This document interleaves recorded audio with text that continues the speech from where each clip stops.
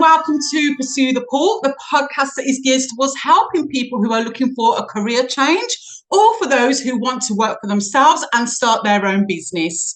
Now, there is a lot of inspirational podcasts out there, but how do we differ? Well, what we do is we do interviews with a range of people from a lot of different industries.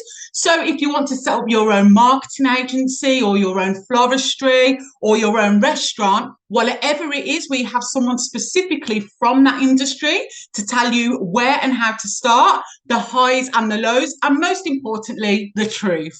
So we are one group, one community, and we have all of the answers.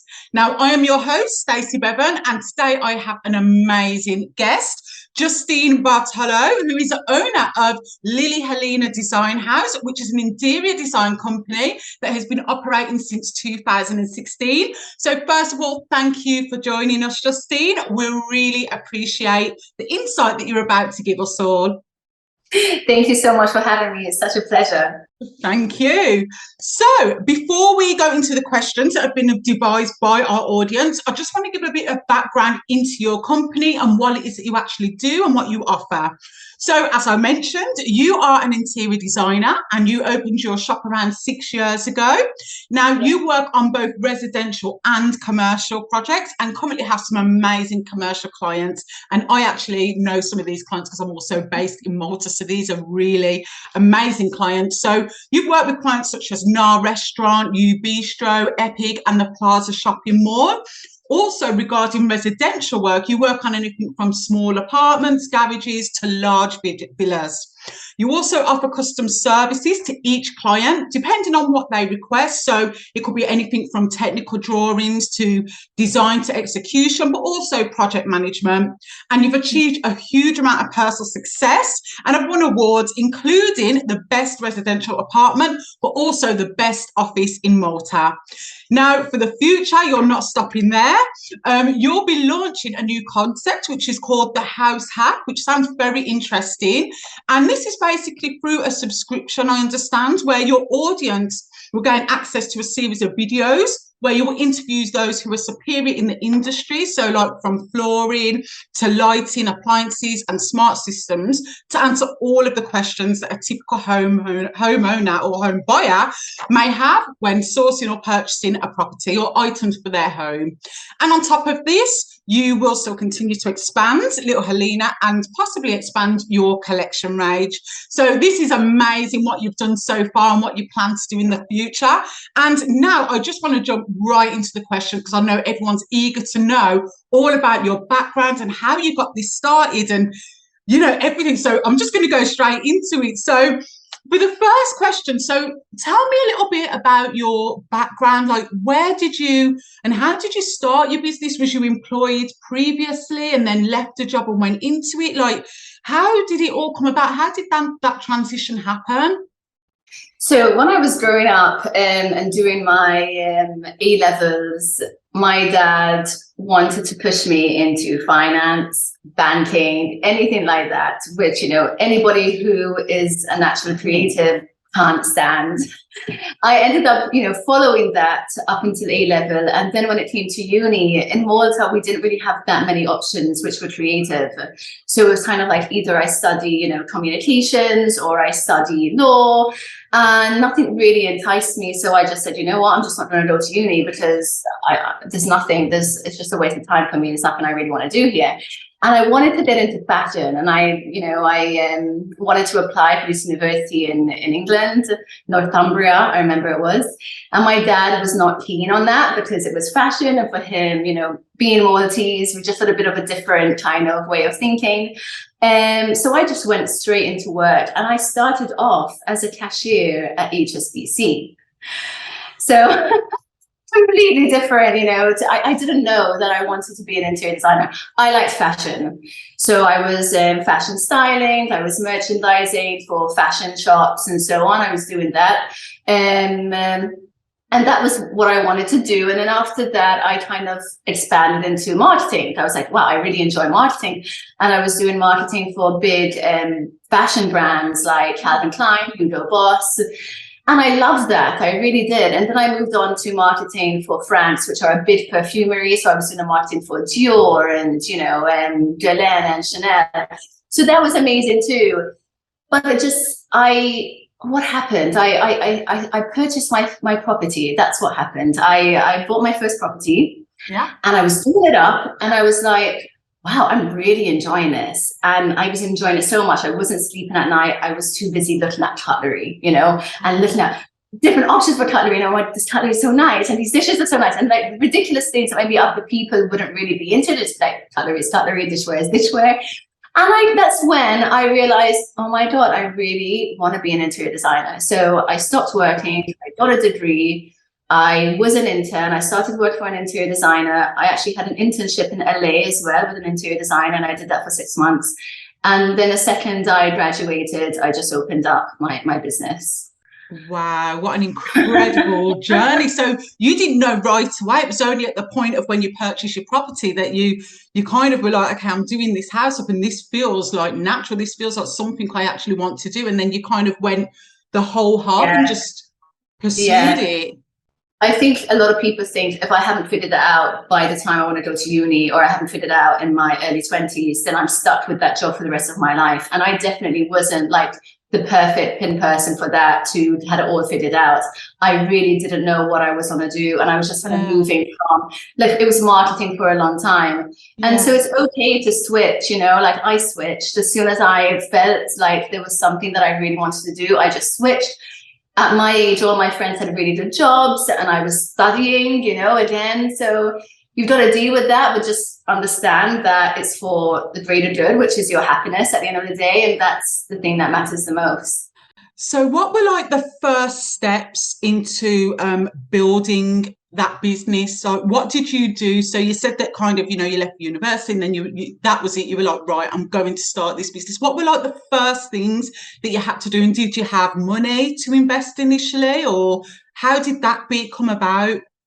Well, whilst I was studying, I was working on places that belonged to my family, that belonged to my friends. I was gaining experience by doing their places up for free.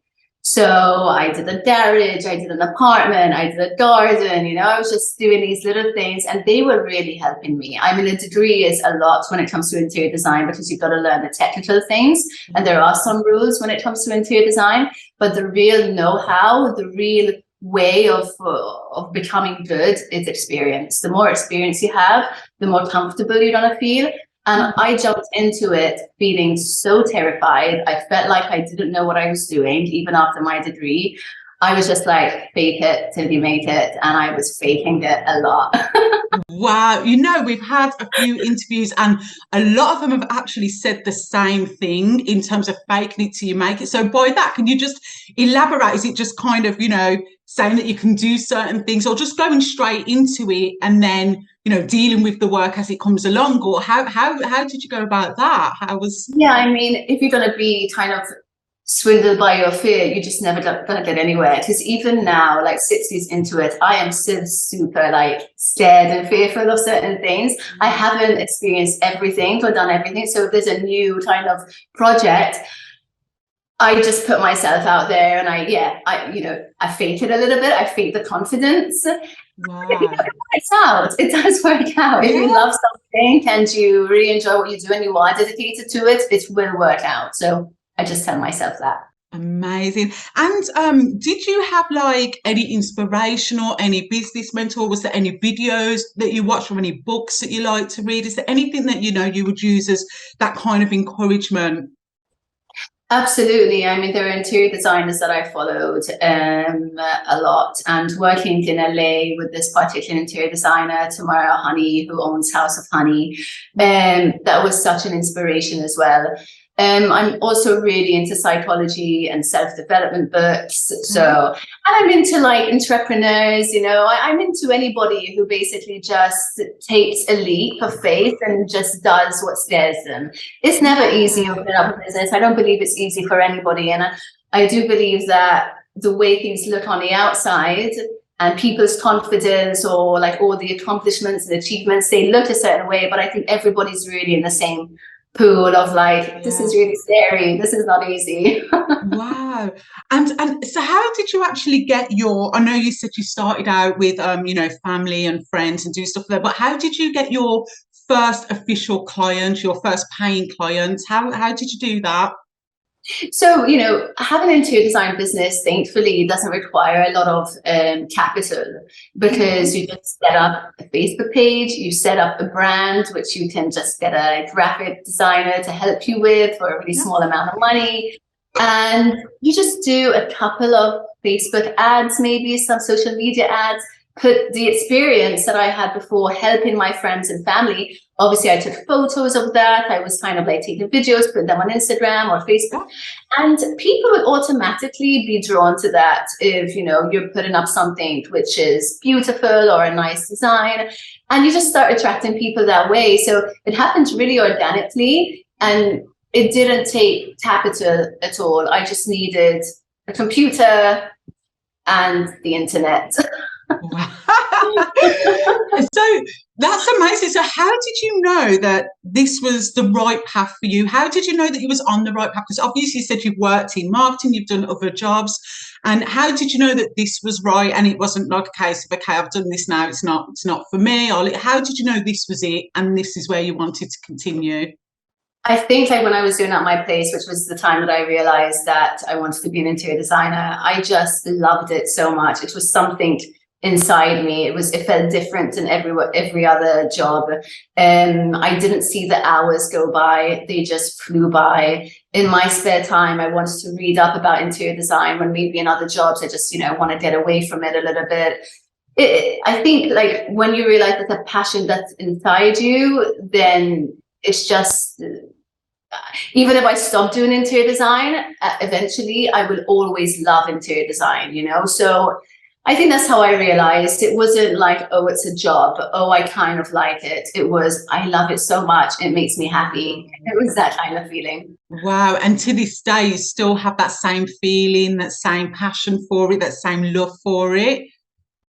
I do. You know, it's definitely tougher than I thought it would be. I'm going to be honest. Like, you know, you get into something and it's all shiny and everything. And the truth is, really, with any job, with any vocation, with any passion or interest or anything, there's the ups and downs, there's the hardships of it.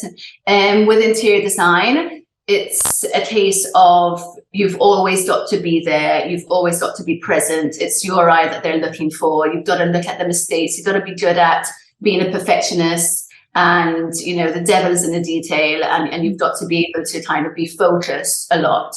But then again, it's like that for a lot of roles and passions. Mm-hmm. So you can't be an interior designer if you're just not into it that much. It's not one of those things where you can say, oh, I'm going to give it a try. You'll know, you know, you'll know. Yeah, no, definitely. And one of the things like I wanted to ask about is one of the misconceptions that people have. Some people don't realize how much time you have to give when you're starting a business. And, you know, I remember when I was doing it and I was Googling, is this normal? How many hours I'm actually spending trying to build this business? You know, it's a lot of time and effort. How do you kind of get through that and stay motivated? Because it can be quite a lonely journey, especially if you're going into it on your own. So, you know, how do you get through that? How do you keep motivated and to just keep going? Yeah, I think I have a strong drive for just wanting to kind of be successful and achieve things and not let myself down. It doesn't mean that I don't have failures. I have failures every day. I constantly get rejected as well by, you know, it could be anything. It could be clients saying no to you, we're going to go elsewhere. It could be suppliers saying no. So you've just got to be able to accept the hurdles that are going to come about. It's not an easy ride. Nothing is. And I think as long as you're aware of that and you're aware of the dedication that you've got to do, and yes, you're going to have sleepless nights. I remember having times in my life where I was terrified of how I was going to pay the bills. And, you know, I do have a family behind me, but it's not like, you know, I want to ask for money. But I started off really slowly, and being scared of finances as well. And you've just got to put in more work. And there is a correlation between success and the amount of time that you spend on a project. There just is, the more time that you give, the more you're going to get back. And there's a reason why entrepreneurs and successful people do not work 40 hours a week. They work much more than that. There's a reason for it, and it's not for everybody. It's not for everybody. And it's okay if it's not for you, it's just, if this is the way you are and you are passionate and you do put work as a really important thing in your life, then there are rewards to reap for sure. Yeah, definitely. And, what advice would you give to people who, are thinking about starting a business or their own career in your industry? I feel like, there's a lot of the younger demographics that are also asking and wanting to get into this industry. What advice would you give to people that really wanted to do this and pursue this as their career? Well, I'd definitely say have a degree behind you, because one, that's going to make you in this industry, it's going to differentiate you from the rest, from a lot of others. And it's also going to give you the know-how into the technical side of things. And as much as this is a creative industry, this is also a very technical industry. And, some people are more technical than creative, and that's okay, and vice versa. I'm more creative than technical, but I still had to go through, the hurdles of learning things, which were a little bit against my nature. So I would definitely recommend it in a degree.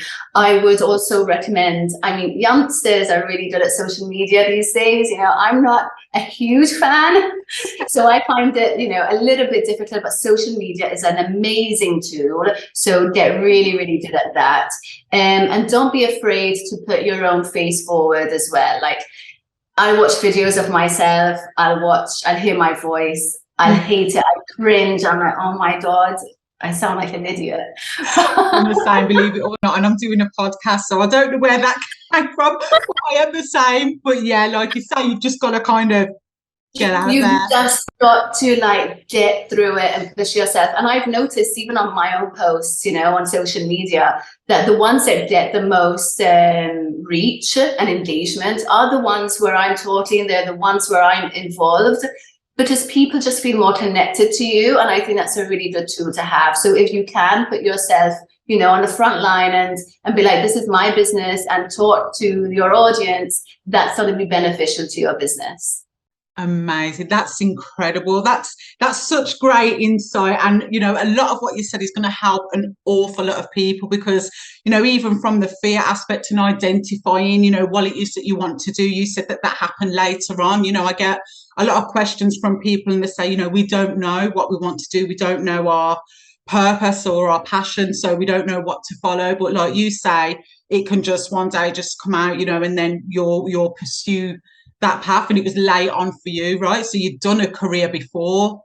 Yeah, it was absolutely late. Do I wish that, I knew at the age of 18 or 20 what I was going to be? Of course, that would have given me more time, but I'm so happy where I am now. And I'm just happy that I'm happy. I'm happy that I'm enjoying my job, because it's so easy to fall into a place where you just go it day by day, Monday, Tuesday, when you're in this job and you do it because you got the paycheck at the end of the month, but you're not really happy. And that will go on until you retire. Like, that's not going to change. So any time before retirement is a good time. Exactly. No, it's good. And that's why we asked the question at the very beginning, like, how do you make that transition? And I think a lot of people worry about, this full-time job, but I want to do this. I'm not really sure how to transition or what capital I need or, how to start it. So your advice about, starting with family and friends and, just getting out of yourself was really good. I forgot to mention, actually, and this might be a good thing to mention. I didn't actually do my degree at, physical university. Okay. I did via correspondence.